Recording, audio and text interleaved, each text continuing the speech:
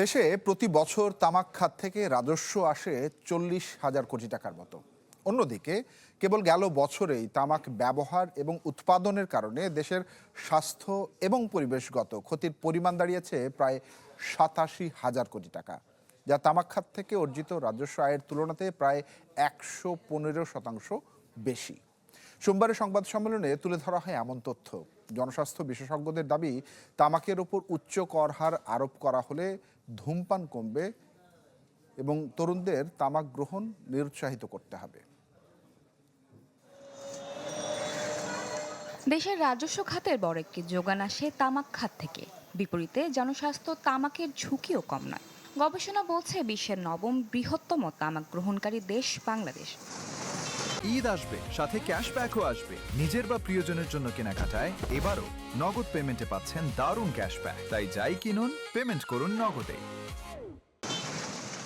সোমবারের এই সংবাদ সম্মেলনে বিষয়গুলো তুলে ধরেন জনস্বাস্থ্য বিশেষজ্ঞরা। বলেন, দক্ষিণ এশিয়ার দেশগুলোর মধ্যে বাংলাদেশের তামাক ব্যবহারের হার সবচেয়ে বেশি, যা 35%, যেখানে প্রতি বছর তামাকজনিত রোগে মারা যাচ্ছে প্রায় 2 লাখ মানুষ। আর প্রত্যক্ষ ধূমপানের কারণে মারা যাচ্ছে প্রায় 79%, যেখানে পরোক্ষভাবে এর হার প্রায় 21%। এটা যদি আমরা বন্ধ করতে না পারি এবং আমাদের যে তামাকজাত পণ্য আমরা যদি আমরা যে কস্টটা বাড়াতে না পারি, তাহলে কিন্তু আমরা আসলে এই ধূমপান থেকে আমাদের জনগণকে আমরা রক্ষা করতে পারবো না। বলা হয়, দেশে প্রতি বছর তামাক খাত থেকে প্রায় আয় হয় 40,000 কোটি টাকার মতো। অন্যদিকে ব্যবহার, উৎপাদন, স্বাস্থ্য ও পরিবেশ সব মিলিয়ে ক্ষতি হয় প্রায় 87,000 কোটি টাকা। অর্থাৎ রাজস্বের তুলনায় ক্ষতি বেশি 115 গুণ।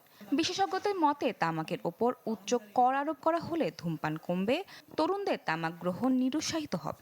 তাদেরকে অ্যাট্রাক্ট করতে হয় অ্যাডোলসেন্টে, এবং অ্যাডোলসেন্টরাই হচ্ছে প্রাইসের ব্যাপারে সেনসিটিভ।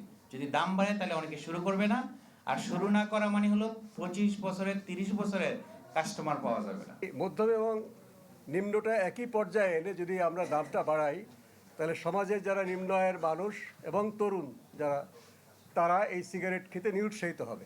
মূল্যস্ফীতি ও আয় বৃদ্ধির তুলনায় তামাক পণ্যের দাম বেশি হওয়ার দাবি জানানো হয় এদিনের অনুষ্ঠানে। বিশ্ব ব্যাংক বিশ্বতি খান, চ্যানেল 24।